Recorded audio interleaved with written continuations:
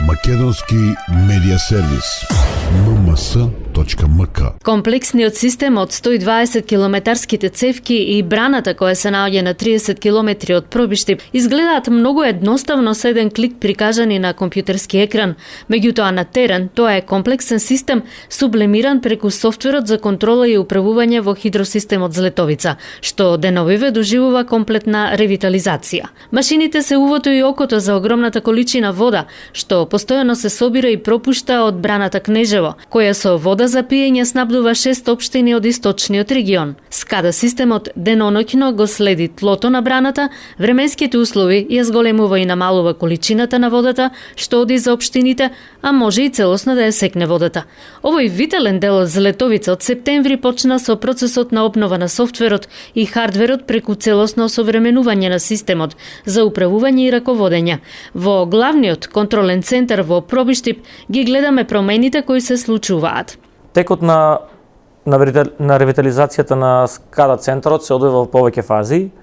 Од моментално како активности што ги имаме завршено се промена на УПС-ите во главниот скада центар, ставање во функција на нови оптички претварачи за оптиката преку која што ни оди комуникацијата со сите контролни точки во самиот систем и набавене нов принтер со кој што ќе биде поврзан на скада центарот, преку кој што ќе вршиме принтање на сите документирани материјали кои што понатаму ќе ги користиме во иднина и во сегашност. Од изградбата на хидросистемот и поставување на контролните центри еден во Пробиштип како примарен и секундарниот во зградата непосредно до браната, ова е првата ревитализација. Средствата се обезбедени преку проект одобрен од Меѓународната организација за развој и соработка на Словенија и Министерството за земјоделство. Надградбата на системите е особено важна во делот на оскултација. Таму имаме најмногу се насочени на промена на софтверот што ги мери поместувањата и оскултацијата на браната Кнежево.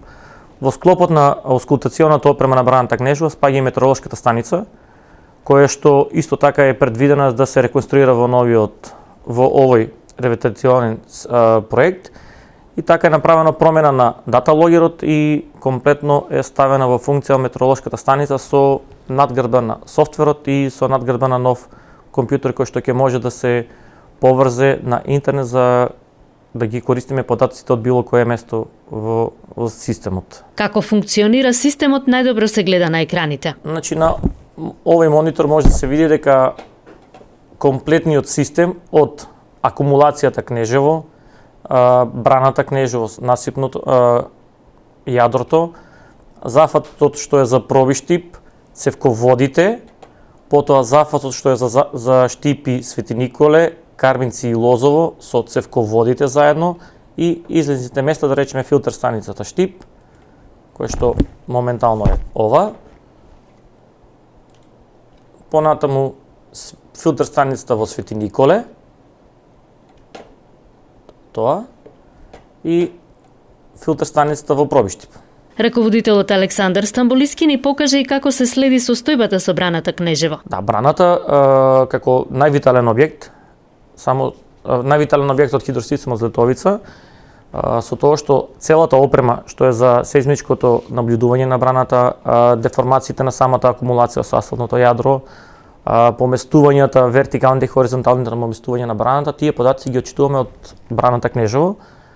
Тоа е бидејќи е предвидено сите активности се на самата акумулација, таму да бидат и отчитувањата и мерењата на тие деформации и поместување. Ревитализацијата на системите на Злетовица е клучната активност, која е вовет и во очекуваните активности со влегувањето во втората и третата фаза на еден од најзначајните проекти за источниот регион, кој вклучува наводнување на 3500 хектари земјоделска површина и изградба на 3 хидроцентрали за производство на струја. За ревитализација на системите на хидросистемот Злетовица обезбедени се 14 милиони денари. Македонски медиа сервис mms.mk